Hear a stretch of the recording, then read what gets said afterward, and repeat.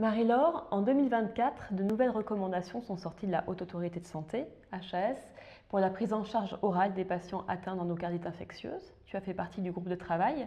Est-ce que tu veux nous donner un petit peu d'éléments pour comprendre les enjeux? Tout à fait.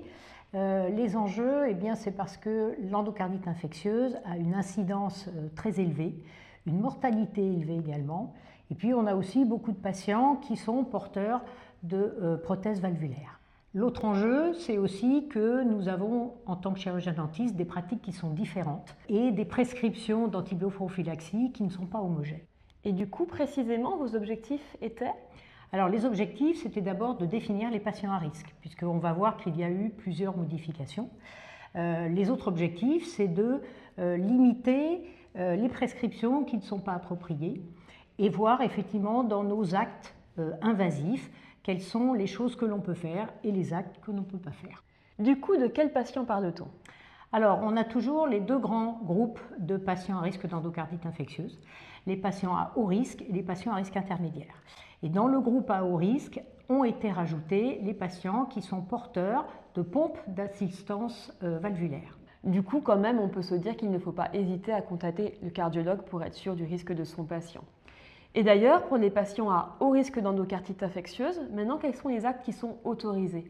Alors, les actes autorisés, il faut les faire sous antibioprophylaxie, puisqu'on a un acte invasif. Alors, on peut faire au niveau du traitement parodontal tout le traitement parodontal non chirurgical. On peut faire les chirurgies parodontales également, que ce soit des frénectomies, des gingivectomies, des lambeaux d'assainissement, même des comblements osseux, mais ce qui est interdit, c'est d'utiliser une membrane de régénération tissulaire. En chirurgie orale, les avulsions, bien sûr, sont autorisées, comme le dégagement, par exemple, des dents incluses. Et puis, on peut également poser des implants chez ces patients à haut risque d'endocardite et faire le traitement prothétique à la suite du traitement chirurgical. Beaucoup d'actes, du coup, maintenant sont permis. C'est très bien, c'est à noter. Et reste-t-il quand même des actes qui sont contre-indiqués, non conseillés à réaliser? Alors, les actes contre-indiqués, c'est effectivement la pose d'une membrane, que ce soit pour les chirurgies parodontales ou pour les chirurgies implantaires, et c'est également le traitement des périimplantites. Est-ce qu'il y a d'autres actes qui sont contre-indiqués, peut-être dans d'autres disciplines? Oui, il y a en particulier le coiffage pulpaire en denture permanente mature et également la pulpectomie des dents temporaires. Très bien. Quelles sont les recommandations d'antibioprophylaxie du coup pour nos patients? L'antibioprophylaxie, il y a aussi des changements. L'amoxicilline est toujours recommandée parce que c'est celle dont l'efficacité est la plus démontrée dans ces situations. Par contre, ce qui change, c'est qu'en cas d'allergie à l'amoxicilline, on ne va plus donner la clindamycine du fait d'effets indésirables qui ont été rapportés avec une incidence importante et en particulier les infections à Clostridium difficile. Donc on va remplacer la clindamycine soit par l'azithromycine, soit par la pristinamycine. Du coup, comment prendre en charge quotidiennement ces patients lorsqu'on est en cabinet dentaire? Le patient à risque d'endocardite infectieuse, il y a, on va dire, deux volets dans la prise en charge, parce qu'il va falloir instruire le patient sur les mesures d'hygiène orale, renforcer ces mesures d'hygiène orale avec le brossage 2 fois par jour et la prescription de matériel d'hygiène interdentaire. Ensuite, bien sûr, il faut que le patient y soit suivi.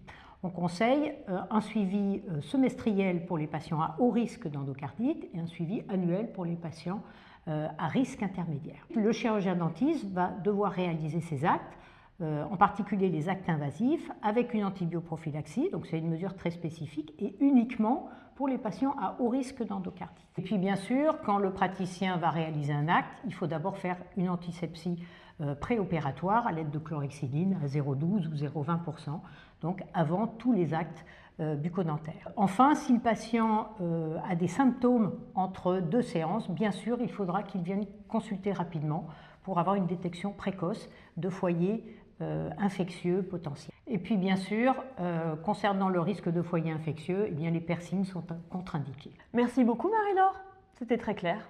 Merci.